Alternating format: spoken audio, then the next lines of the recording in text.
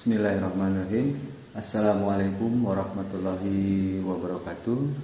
Salam sejahtera bagi kita semua. Shalom, Om Swastiastu, Nama Budaya, Salam Kebajikan, Sampurasun.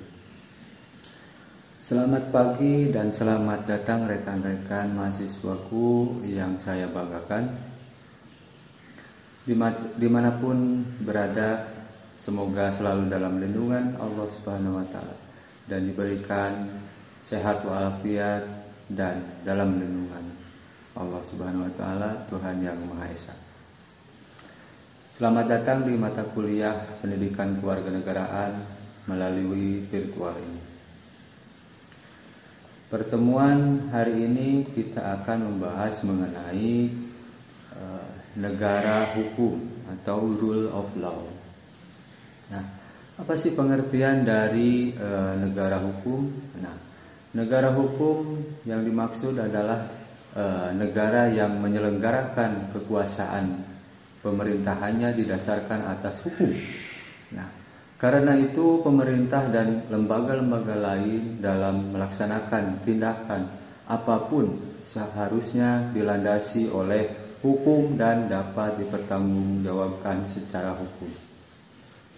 Hukum sebagai dasar diwujudkan dalam peraturan perundang-undangan yang berpuncak pada konstitusi atau berisi kesepakatan atau konsensus bersama atau hukum dasar negara. Dengan demikian di dalam negara hukum, kekuasaan negara berdasarkan atas hukum bukan kekuasaan belaka, serta pemerintahan negara berdasarkan pada konstitusi. Negara berdasarkan atas hukum menempatkan hukum sebagai hal yang tertinggi sehingga ada istilah supremasi hukum.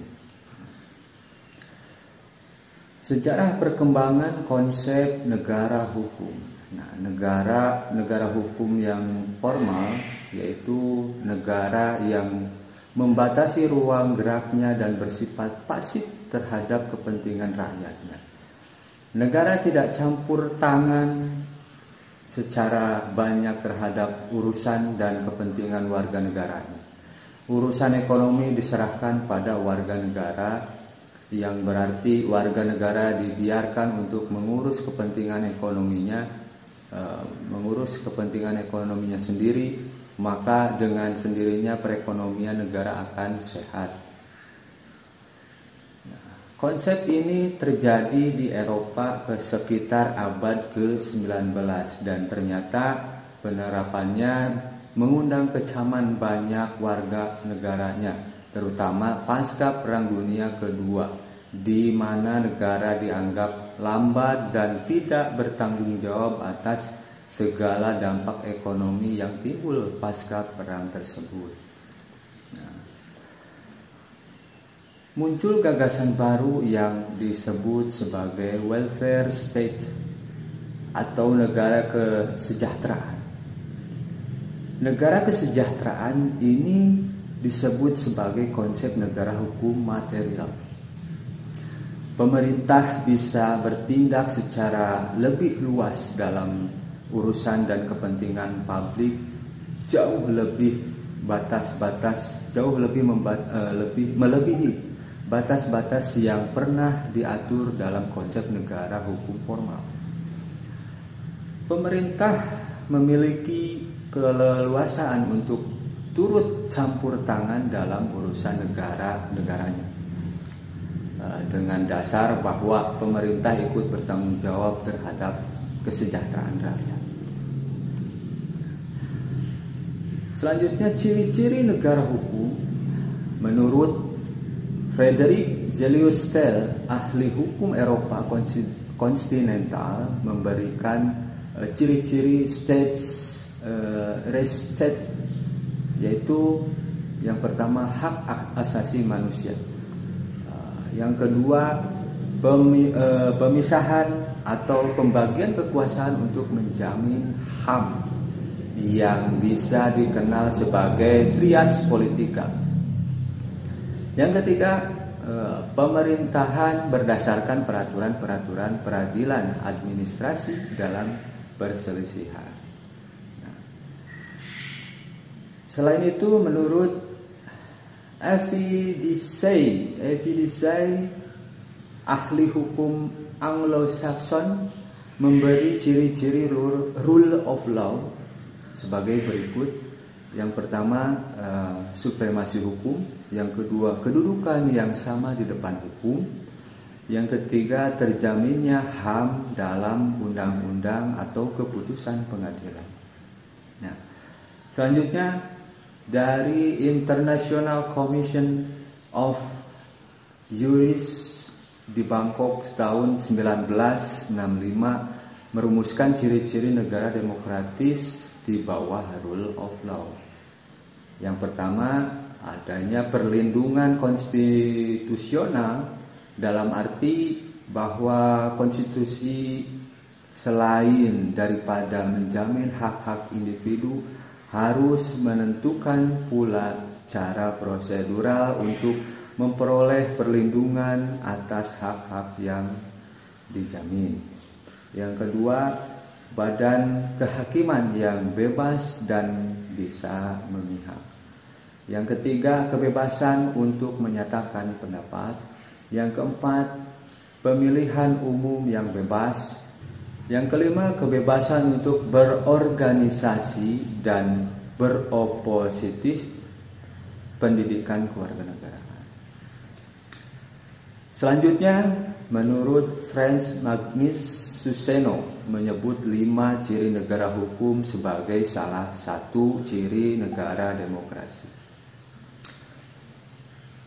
Yang pertama, fungsi kenegaraan dijalankan oleh lembaga yang bersangkutan sesuai dengan ketetapan sebuah undang-undang dasar. Yang kedua, undang-undang dasar menjamin HAM yang paling penting, karena tanpa jaminan tersebut, hukum menjadi sarana penindasan. Yang ketiga, badan-badan negara menjalankan kekuasaannya dan hanya taat pada dasar hukum yang berlaku. Yang keempat, terdapat tindakan badan negara, jadi masyarakat dapat mengadu ke pengadilan dan putusan pengadilan dilaksanakan oleh badan hukum. Yang kelima, badan kehakiman yang bebas dan tidak memihak. Selanjutnya, ada hubungan negara hukum dengan demokrasi. Bagaimana menjadi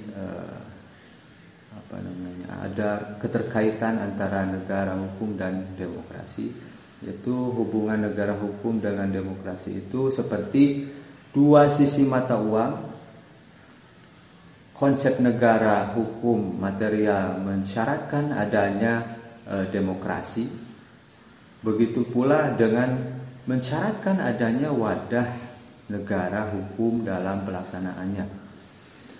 Negara Indonesia yang dalam konstitusinya dari pasal 1 ayat 3 secara nyata menyatakan diri sebagai negara hukum.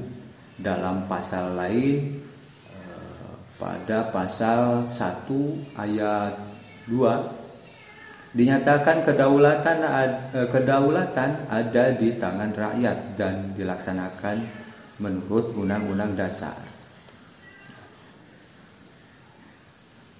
Demikian pembahasan mengenai negara hukum.